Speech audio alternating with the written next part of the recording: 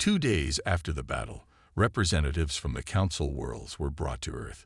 Their ships landed at the International Spaceport outside New Washington, where they were met by a military honor guard.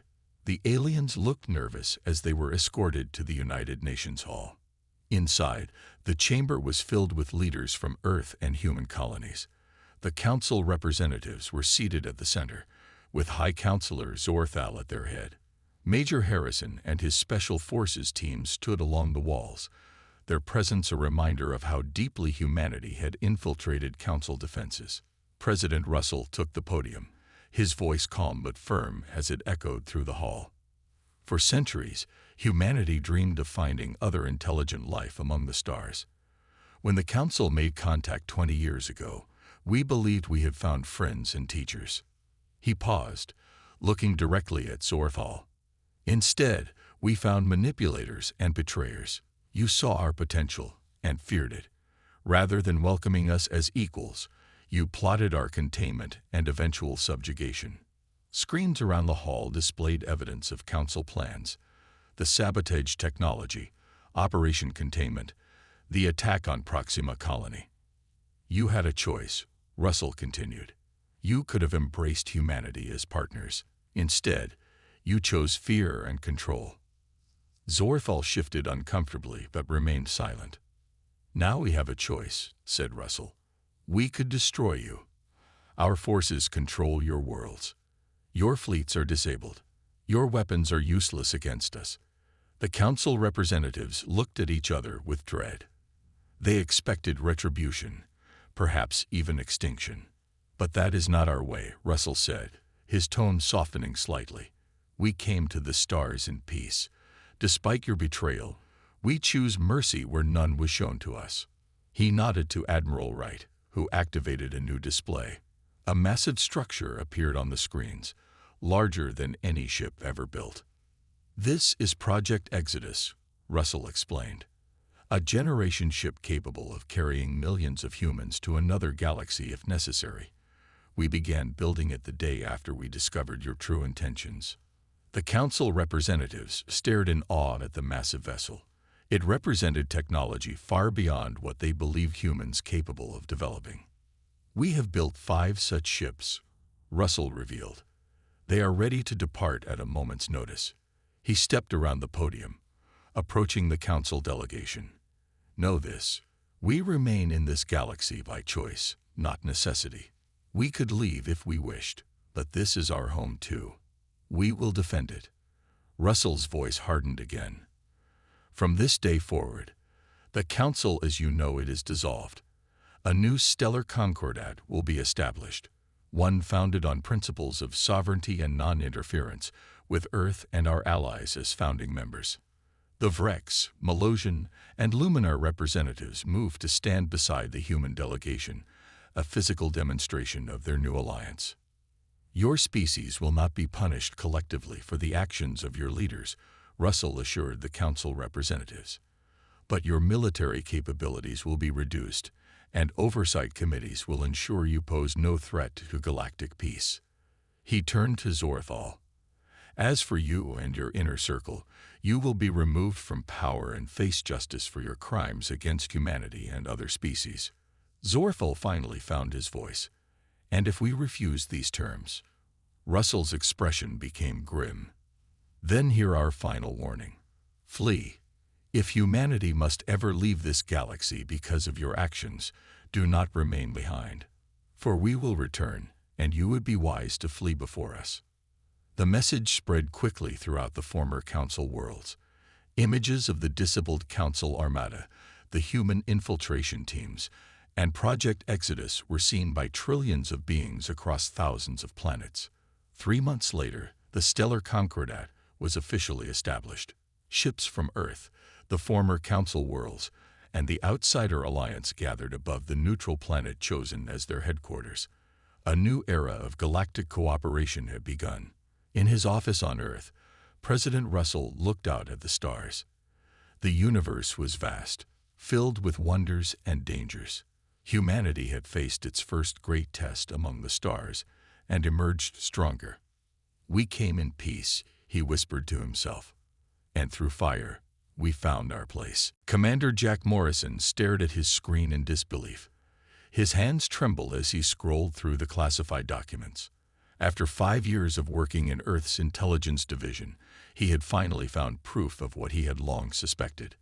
The Galactic Council, which had welcomed humans into their alliance 20 years ago, had been lying all along. The small office felt even smaller as the weight of his discovery pressed down on him.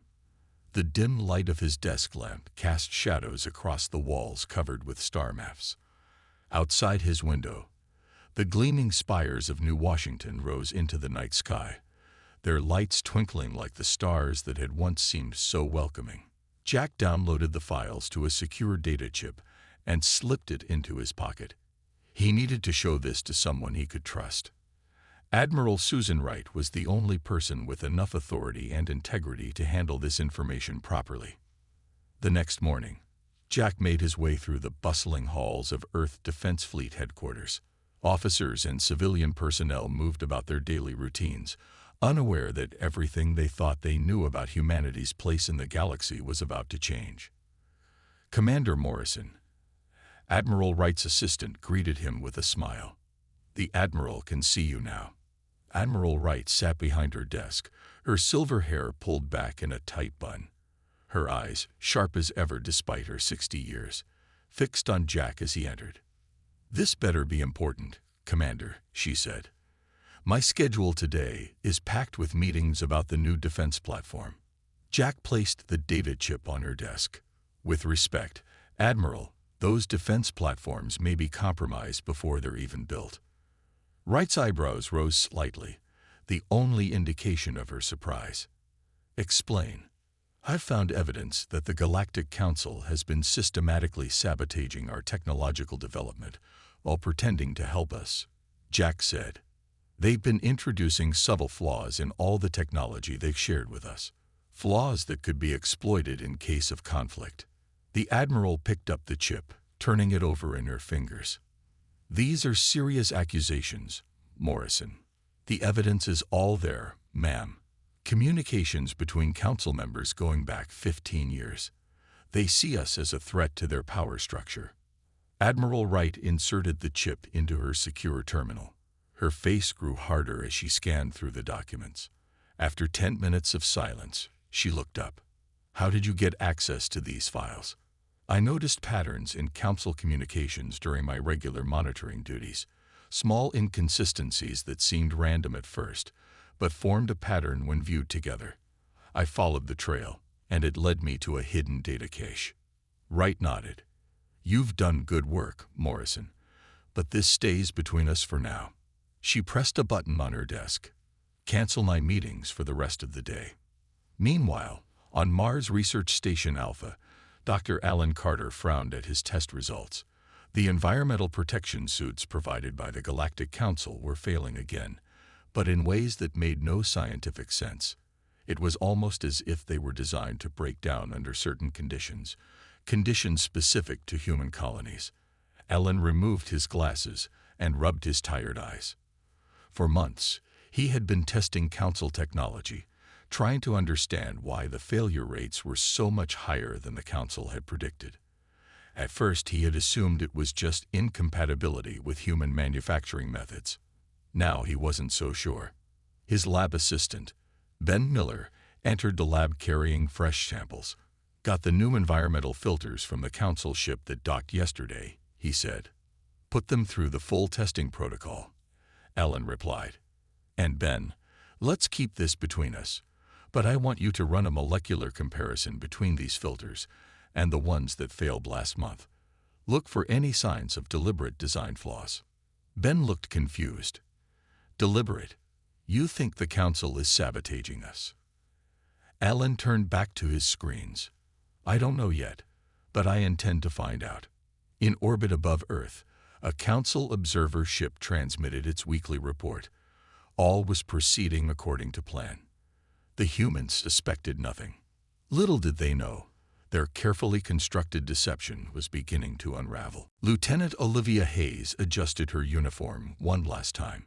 The Council diplomatic vessel loomed ahead, its sleek blue-gray hull gleaming against the blackness of space.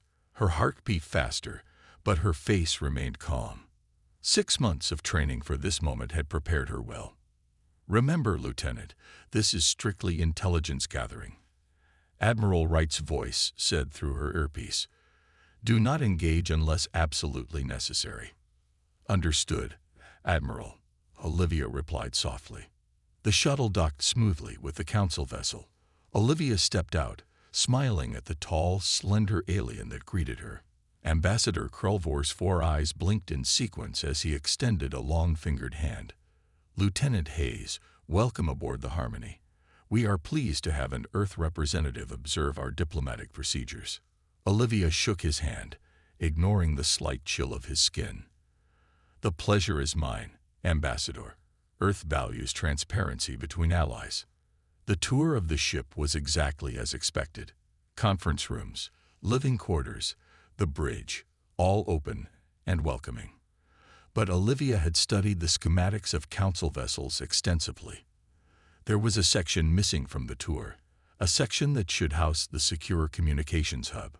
During the diplomatic dinner that evening, she excused herself, claiming a need for the human facilities. The corridors were mostly empty, the crew busy with the official reception. Olivia slipped down a side passage, placing a small device against the wall. The hidden door slid open silently. Inside the darkened room, screens glowed with star charts and data streams.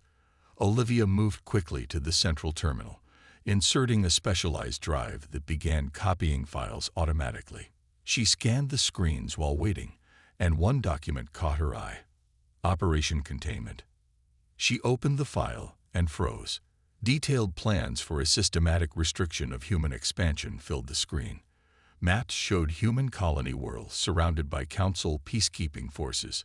Further pages revealed timetables for the gradual introduction of restrictions on human space travel. The final page was the most disturbing. Projections showing humans becoming the dominant force in the galaxy within 3 centuries if left unchecked. The species' rapid adaptability and innovative thinking poses an existential threat to the current galactic order, the report stated. Containment must begin before their military capabilities advance further. A noise in the corridor made Olivia quickly download the file and remove her drive. She slipped out just before 2 Council security officers walked past. Back on Earth, Defense Secretary William Boyd stared out his office window at the Potomac River. The encrypted message on his desk had arrived through channels outside the official Council communication network. He'd had it authenticated 3 times before believing it. To Earth leadership, it read, "We are the dissenters, a faction within the Council who oppose the planned action against your species. Beware the false flag operation being prepared. Council forces will attack your Proxima colony disguised as pirates. This is only the beginning." The message ended with technical specifications for Council weapons systems, information that had never been shared with humans. Boyd picked up his secure phone. "Get me Admiral Wright immediately." On Mars, Dr. Alan Carter finally had proof. The molecular structure of the environmental filters supplied by the Council contained compounds that would break down when exposed to specific radiation frequencies only found near human colony worlds. "It's not an accident," he told his assistant Ben. "These filters were designed to fail under specific conditions that only exist where humans have settled. The Council has been sabotaging us from the beginning." Ben looked pale. "But why? We've been peaceful allies for 20 years. "I think they're afraid of us," Alan said. "Our rate of technological advancement is faster than any species they've encountered before." He gathered his evidence and prepared to send it to Earth when the lab's communication system chimed. The message from Admiral Wright was brief and urgent. "Return to Earth immediately. Bring all research. Trust no Council representatives." In the depths of Council space, High Counselor Zorthal convened the Inner Circle. "The containment plan must be accelerated," he announced. "Our intelligence suggests the humans may have discovered our intentions." "Is the Proxima operation ready?" asked another counselor. Zorthal's mouth formed what passed for a smile among his species. "The ships are already on their way." Soon the humans will learn their place in our galaxy. What the Council didn't know was that humanity had no intention of accepting any place assigned to them by others. The sky above Proxima Colony turned dark as the ships appeared. They came without warning, their hulls painted with unfamiliar markings to hide their true identity. Colonists looked up in confusion as the vessels took position over the main settlement. Pirates, the emergency broadcasts warned. All civilians seek shelter immediately. But Diane Miller knew better. From her position in the colony's communications center, she could see patterns in the attacking ship's transmissions that matched Council encryption. She had studied those patterns for years as Proxima's chief communications specialist. "They're not pirates," she said to her team. "Those are Council ships." Before anyone could respond, the first explosions shook the building. The attackers targeted the colony's defense systems first, then communication arrays. Within minutes, Proxima was cut off from Earth. Diane worked frantically, rerouting communication through buried backup systems. She managed to send one compressed data burst toward Earth before a second wave of explosions rocked the colony. The message contained decoded transmissions proving Council involvement. In the Earth Diplomatic Center, human representatives demanded answers from the Galactic Council delegation.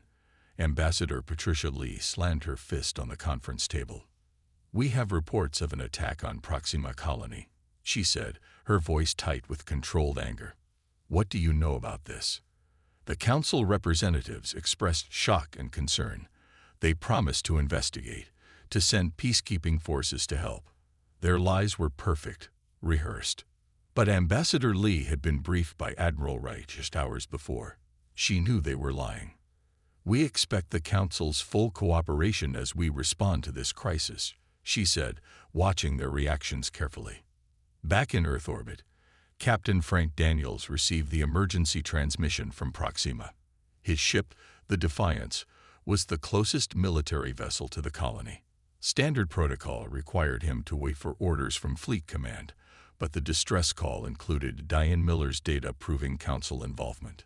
Frank made his decision quickly. Navigation. Plot a jump to Proxima. Weapons.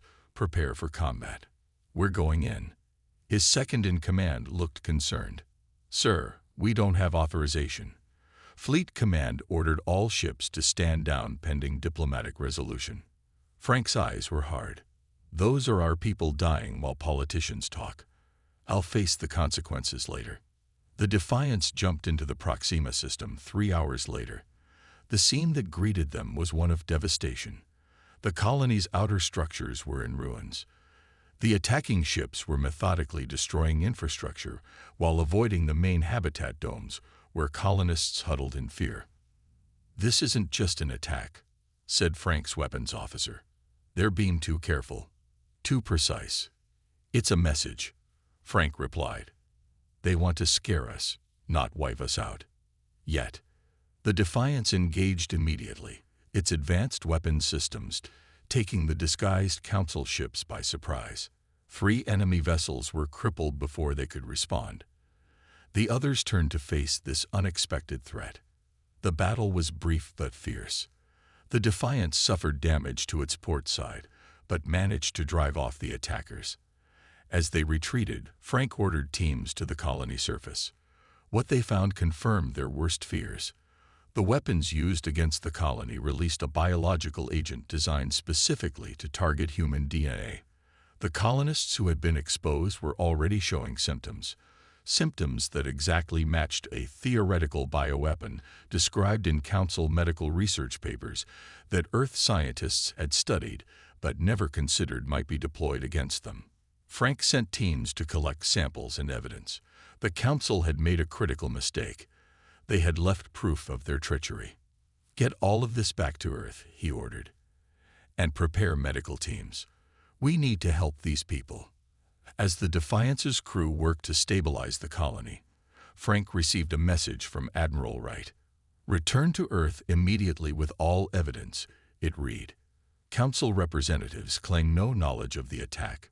We need proof to confront them." The message ended with a personal note. "You disobeyed orders, Captain." But you did the right thing. Now get back here so we can make these bastards pay." Frank looked out at the wounded colony, his resolve hardening. The Council had revealed their true intentions. Now humanity would show theirs. Commander Lisa Rodriguez walked slowly around the holographic display.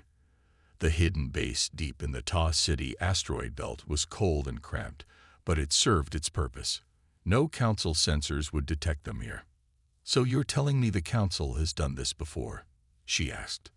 The three alien representatives stood on the other side of the display.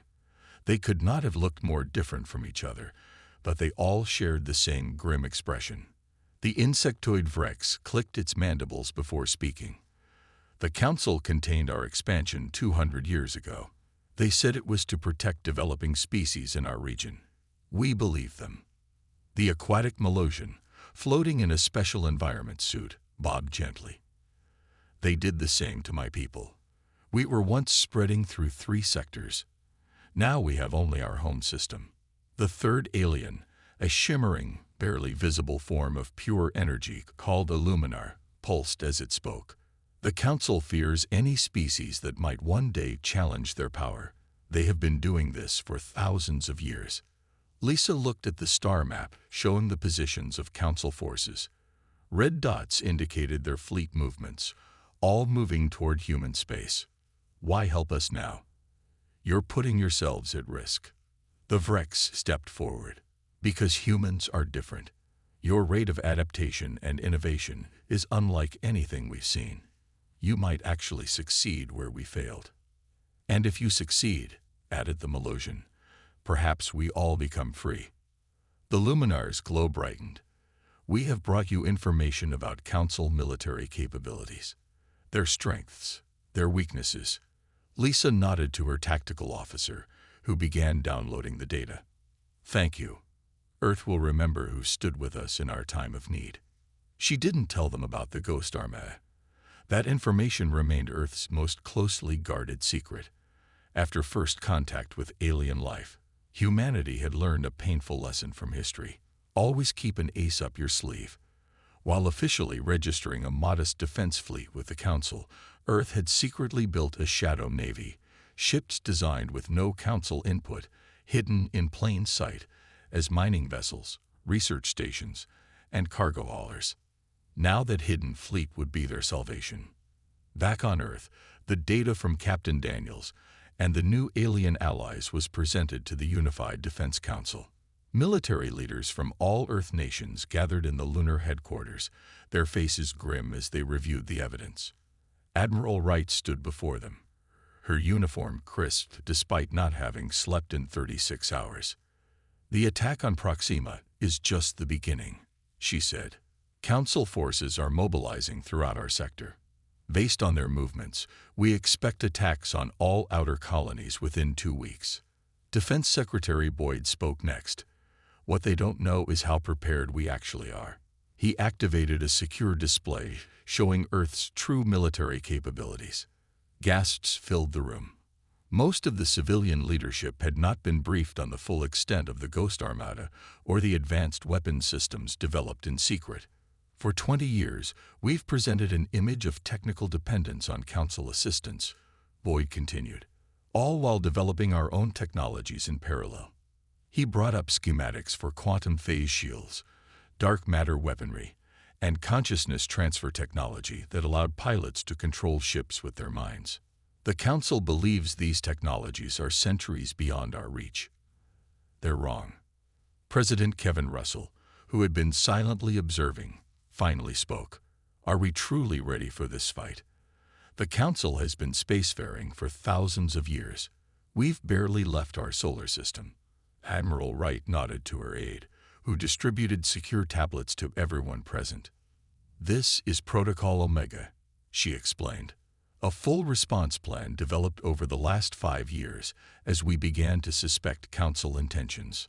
The plan detailed the activation of dormant AI defense systems embedded throughout human territory, the implementation of Dr. Carter's Blacklight Protocol to disable Council backdoors in shared technology, and the evacuation of civilians to hidden bunker worlds." President Russell reviewed the plan, then looked up at the grim faces around him. "They came to us as friends," he said quietly, "offered to guide us among the stars. Instead, they planned our containment, our eventual subjugation." He stood, his decision made. "Implement Protocol Omega. Humanity will not go quietly into the night." The lunar military base hummed with activity. Officers rushed through corridors while technicians worked at their stations without breaks. In the main command center, Admiral Wright stood before a massive display showing human territory and the approaching Council forces. "All colonies have begun evacuation procedures," reported her aide. "We estimate 80% of civilians will reach the bunker worlds before the Council arrives." Wright nodded. The bunker worlds were another secret humanity had kept. Planets and moons altered to appear uninhabitable, while actually housing underground cities, places where humans could weather the coming storm. "And the Ghost Armada?" she asked. "All ships reporting ready, Admiral. They await your command." Dr. Alan Carter entered the command center, looking exhausted but determined. He carried a small black device in his hands. "Admiral, the Blacklight Protocol is ready," he said. Wright gestured for him to join her at a private console. "Explain it to me again, Doctor." Alan placed the device on the console. It pulsed with a faint blue light. "Every piece of technology the Council shared with us contains hidden weaknesses, backdoors they could exploit. This device sends a signal that closes those backdoors and replaces them with our own. So their kill switches become our kill switches," Wright said. Alan nodded. "Exactly. When activated, this will affect every Council-derived system in human space. Our ships and colonies will be secure, and will gain access to their communication networks." Wright studied the device. Such a small thing to play such a large role in humanity's survival. "How long will the transition take?" 6 hours for full implementation. We should activate it now, before the Council realizes what we're doing." Wright gave the order, and Alan connected the device to the command console. The Blacklight Protocol began its work, silently spreading through human systems throughout the galaxy. Meanwhile, in his office at Earth Defense Headquarters, President Russell received reports from the front lines. Council ships had begun attacking outlying monitoring stations, testing human defenses. "Their attacks follow the exact pattern our allies predicted," said Defense Secretary Boyd. "They're using the same strategy they used against the Vrex and Molosians." Russell looked out his window at the Earth below, beautiful and blue. For thousands of years, humans had fought each other over this world. Now they stood united against an external threat. "They think they know us," Russell said. "They've studied our official military, our registered fleet. They believe they understand what we're capable of." "They have no idea," Boyd replied. "Our Ghost Armada outmatches their forces 10-1 in the sectors they're attacking." Russell turned from the window. "What about the quantum phase shields? Are they operational?" Dr. Carter's team completed the final tests yesterday. All major colonies and Earth defense platforms are equipped. The Council's weapons will be useless against them. At that moment, Dr. Carter was explaining the consciousness transfer technology to Admiral Wright and her senior staff. "The neural link allows pilots to control their ships as if they were extensions of their own bodies," he said. "Reaction times are nearly instantaneous." "And the Council has no knowledge of this technology?" asked Captain Daniels, recently returned from Proxima. "None," Carter confirmed. "We developed it independently after studying the brain patterns of the Luminar. The Council believes such technology is centuries beyond human capability." Admiral Wright studied the battle plans one final time. The Council expected to find a scattered, unprepared defense. Instead, they would encounter humanity's full might. "Begin moving the Ghost Armada into position," she ordered. "But keep them cloaked until my signal." Across human space, the hidden fleet began to move. Ships that appeared on sensors as mining vessels, cargo haulers, or research stations silently took up positions at strategic locations. Their weapons remained powered down, their true nature concealed. In colony after colony, Civilians moved to underground shelters while defense systems came online. The quantum phase shields shimmered into existence, invisible to the naked eye but impenetrable to conventional weapons. Humanity was ready. On the Council capital world, High Counselor Zorthel addressed the full assembly. "The containment of humanity has begun," he announced. "Soon this troublesome species will learn their proper place in the galactic order." The council members murmured their approval, unaware that their actions had awakened a sleeping giant. The council capital world of Salara was a marvel of advanced architecture. Towering crystal spires reached toward the purple sky, while gravity-defying walkways connected the massive structures. It had stood as the center of galactic power for over 10,000 years. No human had ever set foot on its surface. Until today. Admiral Susan Wright stood on the bridge of the stealth vessel Shadow. Around her, a small fleet of Earth's most advanced ships hung in space, completely invisible to Council sensors. They had penetrated deep into Council territory, moving past defense stations and patrol ships without detection. "All ships report ready, Admiral," said her tactical officer. Wright nodded. "Begin the operation." Across the Council capital, small teams of human special forces led by Major Gray Harrison had already infiltrated key military installations. They wore advanced stealth suits that bent light around them, making them nearly invisible. For weeks, they had studied Council security systems, preparing for this moment. In the Grand Council chamber, High Counselor Zorthal was addressing the full assembly. Representatives from hundreds of species filled the massive room, listening as he detailed the pirate attacks on human colonies and the Council's peacekeeping response. "The humans must be guided firmly but fairly," he was saying.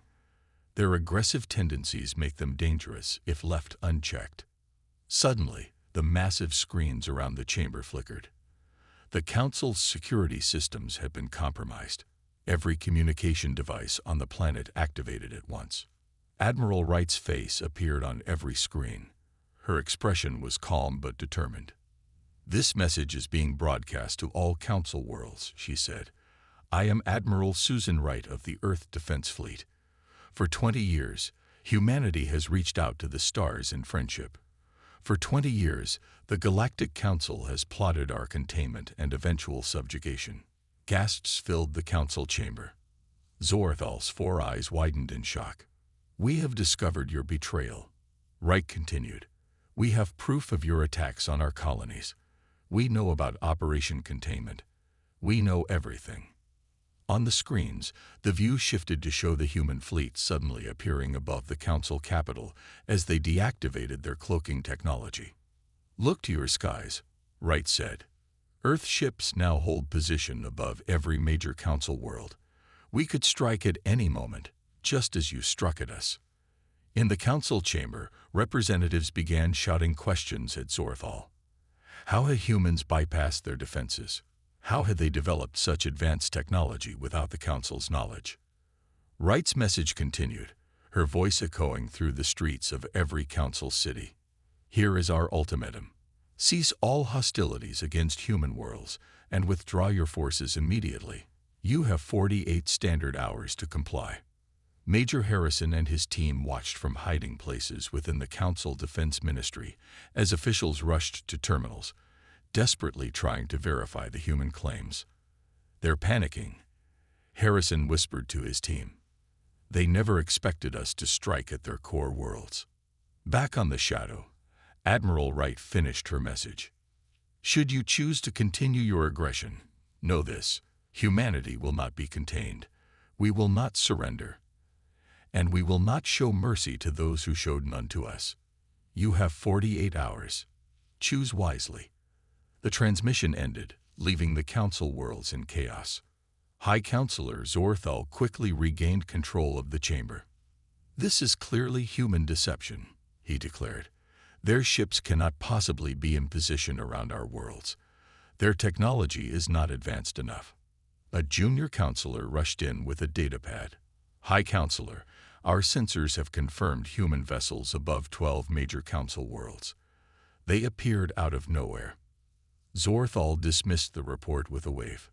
A few ships pose no threat to us. Our combined fleets outnumber the humans 1,000 to 1. He addressed the chamber again.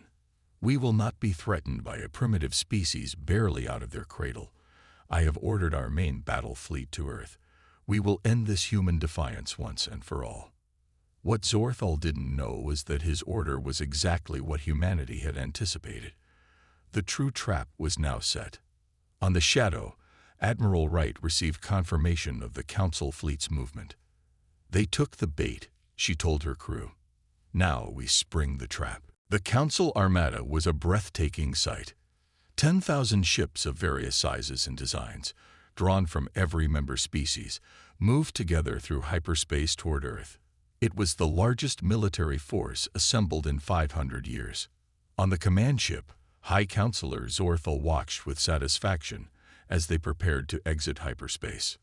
The humans will surrender immediately when they see our force, he told his commanders. Their pitiful fleet cannot stand against us. The Council ships emerged from hyperspace in perfect formation. Before them lay the Sol system, humanity's cradle.